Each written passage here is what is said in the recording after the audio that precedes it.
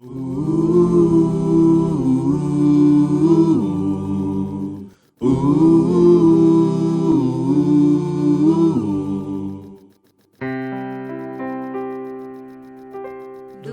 teu falar, ó Salvador, jamais vou duvidar, é encorajador. Leitura diária, semana 5, terça-feira. Livro O Coração da Bíblia. Autor André Dong. Tema desta semana: Lavoura de Deus e Edifício de Deus. A luta entre a carne e o espírito. Os cristãos vivem em constante luta. Sua mente é um campo de batalha. O apóstolo Paulo chamou os irmãos da igreja em Corinto de carnais, pois a mente deles, a parte líder da alma, estava a todo momento voltada para as coisas humanas, terrenas e caídas, conforme lemos. Eu, porém, irmãos, não vos pude falar como a espirituais, e sim como a carnais, como a crianças em Cristo.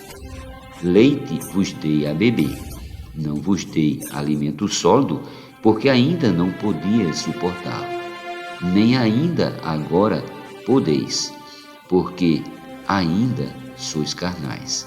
1 Coríntios capítulo 3, versículos do 1 ao 2. Apesar de serem convertidos e ter o Espírito no seu interior, mesclado ao seu espírito, os irmãos de Corinto tinham dificuldade de exercitar o espírito. A falta de exercício do espírito faz com que nossa mente corra rapidamente para praticar as coisas da carne. Em nós mesmos, a mente jamais terá forças para buscar ou para querer fazer a vontade de Deus. Por isso, precisamos exercitar o espírito por meio da leitura bíblica, da oração, do louvor, das reuniões e dos serviços da igreja. O ambiente da igreja é espiritual. Assim, devemos buscar ao máximo colocar nossas mentes nas coisas do alto. Como vivemos a vida da igreja? No espírito ou na carne? Depende de onde está nossa mente. Lembre-se, nossa mente não tem vida própria. Ela é comparada a um pêndulo que penderá para um lado ou para o outro. Ou vivemos no espírito ou estamos na carne. Romanos 8:6. Se buscarmos o Senhor praticando os itens apresentados acima, o Espírito que em nós habita controlará nossa mente e assim seremos uma bênção para Deus e para a igreja. O resultado de exercitar o Espírito é vida e paz. Em Gálatas capítulo 5, versículo 17, lemos: Porque a carne milita contra o Espírito e o Espírito contra a carne, porque são opostos entre si, para que não façais o que porventura seja do vosso querer. Querido leitor, a maior guerra não ocorre fora de nós, mas em nosso interior. Quem decide o vencedor dessa guerra é sua própria mente. A carne, se colocada no espírito, será subjugada e você desfrutará da parte de Cristo. Vida abundante e paz plena. Invocar o nome do Senhor é algo poderoso para nos manter no espírito. Quanto mais invocarmos seu nome, mais estaremos nessa esfera espiritual. Faça a sua escolha. Não troque esse ambiente espiritual por nada. Decida viver no espírito. Ciúmes e contendas ou as compaixões de Cristo? Em 1 Coríntios 3:3 lemos: Porquanto, havendo entre vós ciúmes e contendas, não é assim que sois carnais e andais segundo o homem? Aqui Paulo revela o motivo de os coríntios serem carnais. O viver dos irmãos era pautado nas preferências que geravam ciúmes e contendas na igreja. Entre nós há ciúmes ou não? Por vezes, nossas dificuldades não são tão expostas como as da igreja em Corinto. Porém, no interior, podemos alimentar ciúmes em relação a determinado irmão que fala bem ou se destaca nos serviços. Todos nós temos o veneno do ciúme em nossa natureza caída. Precisamos viver no Espírito, que por meio do poder da cruz de Cristo, tratará de maneira completa esse sentimento negativo. Porém, caso não seja tratado e continuemos vivendo a vida da igreja sem dar atenção a esse assunto, nossa carne se alimentará desse veneno que gera destruição no ambiente da igreja. O resultado disso será uma igreja dividida pelas contendas e preferências. Que Deus tenha misericórdia de nós e nos livre dessa situação. Por outro lado, existe algo contrário aos ciúmes e à contenda, capaz de trazer uma esfera de paz, alegria e encorajamento no viver da igreja. Em Filipenses lemos: se há, pois, alguma exortação em Cristo, alguma consolação de amor, alguma comunhão do Espírito, se há entranhados afetos e misericórdias. Capítulo 2, versículo 1. São os entranhados afetos e misericórdias de Cristo. A expressão entranhados afetos refere-se à humanidade de Cristo em sua profundidade, ou seja, no mais íntimo do seu ser, uma compaixão que sai das suas entranhas. Devemos expressar a todos os homens as ternas misericórdias que Cristo demonstrou por nós, ao perdoar nossos pecados.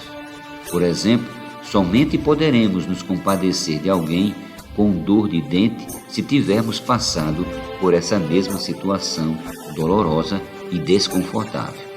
Alguém que não tenha sentido essa dor não entenderá a queixa da pessoa que está nessa situação.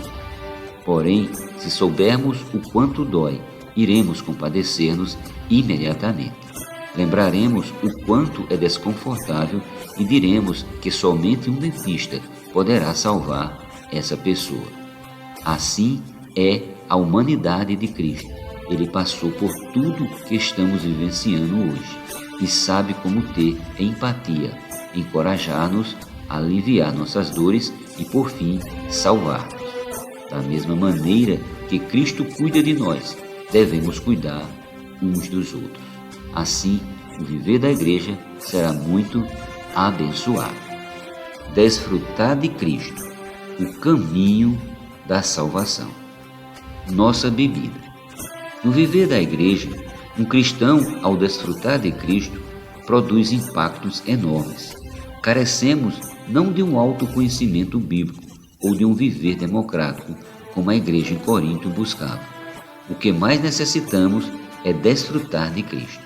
Em Corinto, devido à forte cultura grega, as reuniões eram feitas como em um parlamento, um congresso nacional.